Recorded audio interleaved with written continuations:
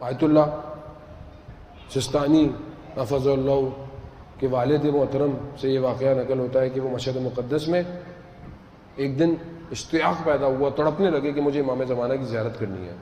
40 ہفتے مختلف مسجدوں میں جمعے کے دن زیارت عاشورہ پڑھتے رہے۔ 40واں دن جب ہوا تو دیکھا کہ محسوس کیا کہ کوئی نور گزرا ہے، اس نور کے پیچھے جاتے رہے۔ دیکھا وہ ایک چھوٹے سے محلے میں کسی گلی میں ایک گھر میں داخل ہوا، یہ بھی داخل ہوئے تو دیکھا گھر میں کوئی میت پڑی ہوئی ہے اور امام زمانہ اس کے برابر میں بیٹھے ہوئے ہیں۔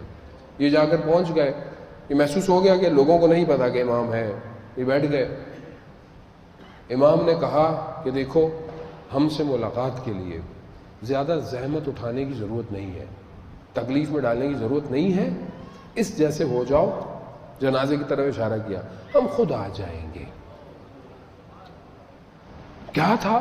خاتون کا جنازہ تھا، خاتون کا، یعنی گویا امام سے اس خاتون کی ملاقات ہوتی تھی۔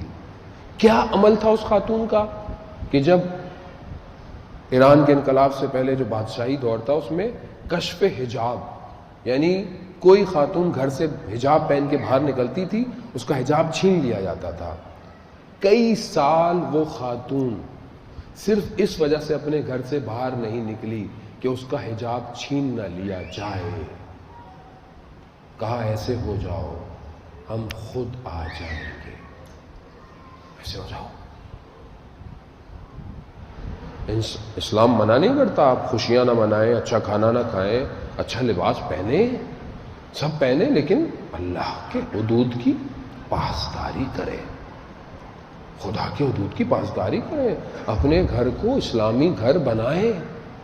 اسلام میں قرآن آپ کے سامنے ہر طرح کی خاتون کا ذکر کر رہا ہے۔ جہاں قرآن حضرت نوح کی زوجہ کا ذکر کرتا ہے، حضرت آدم کی زوجہ کا ذکر کرتا ہے، حضرت لوط کی زوجہ کا ذکر کرتا ہے، حضرت ابراہیم کی زوجہ کا ذکر کرتا ہے، مثالیں دے رہا ہے کہ ایسی بھی خاتون ہے، ایسی بھی خاتون ہے، ایسی بھی خواتین ہیں کہ جو نبی کی بیویاں ہیں، مبعوث نہیں ہے مگر پھر بھی ملائکہ کی باتیں سن رہی ہیں۔ حضرت موسیٰ کی والدہ ہے مگر خدا کہتا ہے کہ ہم نے موسیٰ کی والدہ پر وحی نازل کی، یعنی اس مقام پر پہنچی ہوئی ہے۔ حضرت مریم ہے، حضرت زکریا خود نبی ہے مگر حضرت مریم کے آگے بڑے زانو ٹیک کر احترام کے ساتھ، کیوں؟ کیونکہ پروردگار اپنی بارگاہ سے مریم کے لیے کھانے نازل کر رہا ہے۔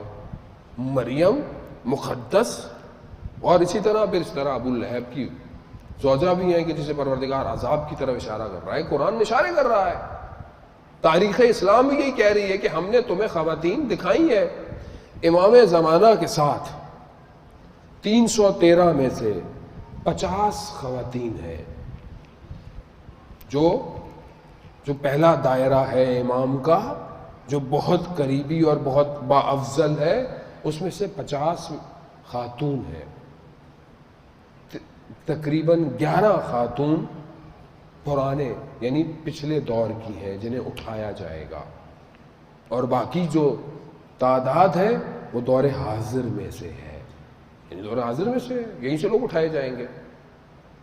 اب مجھے کیا کرنا چاہیے؟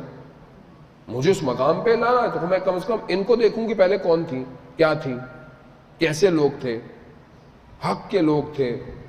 ہارون رشید کی زوجہ زبیدہ کہ جو حق پرست تھی، جسے بعد میں جب ہارون کو پتہ چلا تو اسے طلاق دے دیا، اسے اذیت دی، یعنی فرعون کے دربار میں فرعون کی بیٹی کے جو کام کرنے والی خاتون ہے، اسے دوبارہ اٹھایا جائے گا امام زمانہ کے لیے۔ اور صدر اسلام میں بہت ساری ایسی خواتین ہیں جنہیں اٹھایا جائے گا۔ ہم کن خواتین کو رول ماڈل بنائیں؟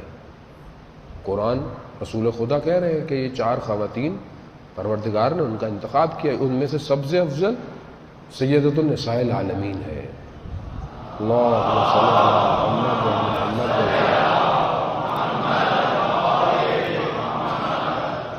یہ رول ماڈل ہے دنیا کی اول سے لے کر آخر تک کی سب سے افضل خاتون ہے، رسول خدا کی بیٹی ہے۔ ان کی زندگی کیسی ہے؟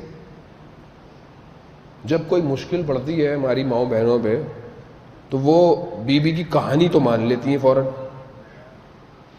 اب وہ مسجد سے قرض نہیں ہے کہ وہ کہانی صحیح غلط مسجد سے کوئی نہیں ہے، مان لیتی ہیں، اچھے پہلے منت مان لی، پوری ہو گئی، لیکن زندگی میں حضرت سیدہ کہاں ہے؟ کہاں ہے؟ کہاں ہے؟ گھر میں کیسی تھیں؟ بچے آ رہے ہیں، حدیث کے ساتھ پڑھتے ہیں یا قرۃ عین، اے میرے آنکھوں کی ٹھنڈک، بچوں کو پکار رہی ہیں۔ ہم اپنے بچوں کو کیا کہتی ہیں؟ کیا کہتے ہیں ہم لوگ؟ ہم فکر مند ہیں؟ نہیں ہے۔ عبادت کیسی تھی حضرت سیدہ کی؟ یہ رونا کس چیز کا ہے؟ ہم جو اتنا رو رہے ہیں، یوسف زہرا کیوں کہتے ہیں ہم لوگ؟ کیونکہ امام زمانہ کا حضرت سیدہ سے بڑا محکم رابطہ ہے۔ اگر کوئی بہت مشکل پھنس جائے تو بی بی سے توسل کرنا چاہیے، اور بی بی سے کہنا چاہیے کہ اپنے بیٹے سے کہیں میرا یہ کام کر دے۔ رابطہ ہے یوسف زہرا۔